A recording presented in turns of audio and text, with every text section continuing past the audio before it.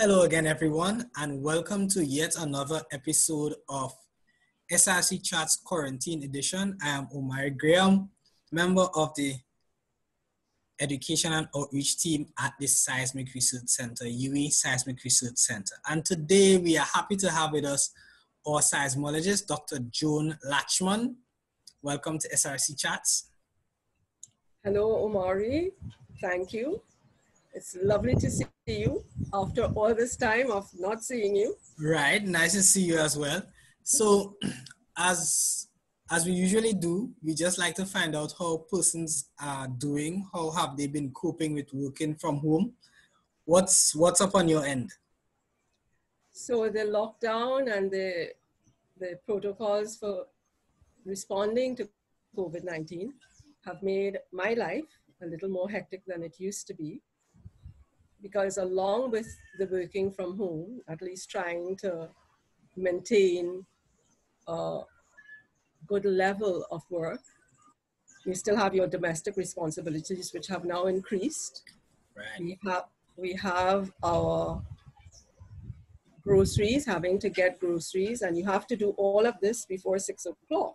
True. So whereas before, you could schedule that for after 6, now you have to fit it all in that period. So it makes it hectic. It also means that you are attending to things to do with work into the night. So talking about things to do with work, what are you usually responsible for on a daily basis?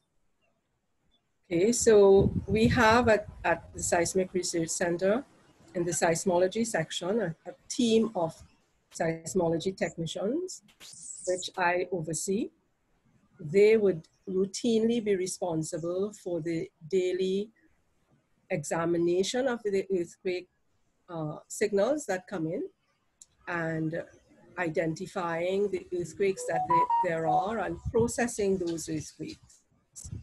And on a morning, I would discuss with them what activity we have had, if there's anything unusual, if anything is building up.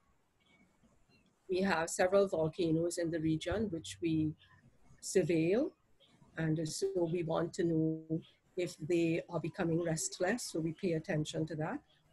And while most of the volcanoes in our region are currently at rest, we have a volcano that sometimes gives us these unrest episodes with eruptions. In recent times, we have been having unrest episodes without eruptions at the Kikamjani, which is a submarine volcano. And we also have a restlessness in southern Dominica. So how have you been able to do all these things at home? So the technology is now wonderful, and so we are able to speak to our machines in the office. Yeah. And in that way, we can continue to do the work that we have to do. All right, the answer was shorter than I probably expected. So in Trinidad, we recently experienced a fairly large earthquake. Now we would say moderate. Moderate earthquake. How was responding to something like that different now that you're not in the office or in the usual flow of things? So in this particular case, it was very painless, again, because of the technology. In 2013, we were able to get our auto-location system running. And so when an earthquake happens, the system can then look at various signals from the first set of stations seeing that event and can determine a location. Now, this will not be the final location that we put into our archive. It is one that is rough and ready, as we would say. Right. Minimum number of stations that allows us to get a fairly reliable solution. And that system worked well. If it didn't work, as happens with technology, sometimes it fails, then we would be able to dial in, to use the old-fashioned word, and be able to process remotely. And then, but as it is with the auto solution, the location and the map image, everything is sent to our social media platforms and to the scientists and technicians and staff at the Seismic Research Unit, Center. So we are all up on what is happening. So did you feel this particular earthquake? No, not at all. I was down in the garden. and, and so it is for a magnitude 4.9 at that distance from where I live, out in the open, because as you know, buildings tend to amplify the level of shaking. So I was out in the garden, on the ground, so I did not feel it. I was not aware of it at all. I had heard messages land on the phone, and that was my plan. As I sat down for supper, I would check my phone, and then Mr. Mackey called. He's from the ODPM. So when I saw his call, I said, oh, I must have missed an earthquake, which he then confirmed. So I checked my phone, yes, and there it was, there the solution was. Okay, so seismologists all over the world have been reporting a quieter earth because there's a lot less traffic and a lot less people moving around. Was there anything noticeable in the regional data or just in, going through our data that you noticed that was particularly different? Well, I didn't really notice it myself, but when it was brought up as something that seismologists were observing, our colleague in Montserrat, Mr. Rod Stewart, with whom you had a previous conversation. Yes. And Dr. Papadopoulos, Celius Papadopoulos, and they both looked at a very long-term comparison of last year, and they were able to say, yes, we are also seeing that quiet period. So yes, and it is to be expected, because what we can say is when we constructed our center, where it is there in St. Augustine in 1959, the level of development at that time was very low. And it was one of the reasons the site was selected, because it was quiet, not a lot of vehicular traffic, and not a lot of people living in the area. Cultural, not a lot of cultural noise. And then as time went by, you had the school right opposite us. We now have Fidelis Heights right next door to us. And it has significantly increased the cultural noise in the area. So now that is so, sorry to cut you, but now that is so quiet, would there be any particular experiments that you as a seismologist would be able to run now that it's a bit quieter, or it's just quiet? Well, it's just quiet. It will certainly enhance, because sometimes what we have when an earthquake occurs, which they occur at any time, you would have right on top of that traffic noise. So not having it helps the onsets to be clearer, and you have that more beautiful signals of our earthquakes.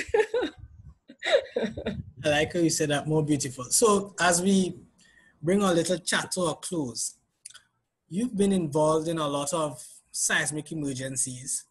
What parallels do you see between how the world is dealing with coronavirus as compared to when we probably deal with volcanic eruptions or major earthquakes? Is there anything that strikes you as particularly different, or some things that are very familiar that you could identify with? So certainly I observe that, like in Montserrat, for instance, you had to evacuate, well, now 2/3 of the island. But initially, it was the evacuation boundary incrementally moved further north. And you found that the population was anxious at various periods to be able to go back and to return to their normal lives. And it is very challenging to find your entire routine, to which you are accustomed and with which you feel comfortable, to be so disrupted. Right. And you have no idea when or if you would be able to return to this normal. So there is this longing to go back. So you are hearing now, and for the longest while, you are hearing, and particularly here in Trinidad, because our infection rates have remained relatively low. So you would go out and you would see people. There was a week when most people were in masks in Montserrat because of the ash in the air and the potential for lung damage from the ash particles getting deep into the lungs, a condition called silicosis. It was advised that you wear masks. And in the same way, and this is serious, this can be a health impact. And you would see people without the masks. And it's the same thing that's happening here.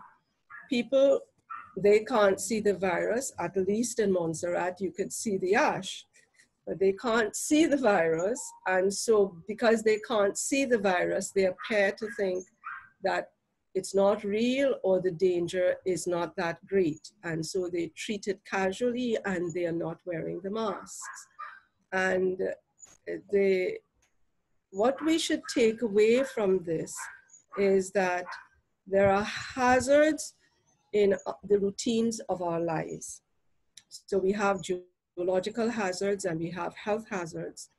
And ours is the responsibility to ensure that we are as healthy as we can be within those parameters. Because once we are healthy and strong, we can deal with anything. We can recover, whether it is financially or whatever, we That's can recover. paramount. Yes, you must maintain your health through whatever. Well, thank you so much. That was something I didn't even think about, you know, that anxiety to get back to normalcy, that we see people tending to lose a bit of their discipline after it's gone on for a little while. So I want to thank you so much for taking time out of your even more busy day to come and spend some time with us at SRC Chats as we continue to see how different scientists, different technicians are taking care of us, working from home, keeping an eye on earthquakes, volcanoes, and generally making sure that we have one less thing to worry about. So thank you for tuning in. Stay locked to our social media channels as we continue to stay home, stay safe, and to keep ourselves healthy and strong. Thank you. Bye for now.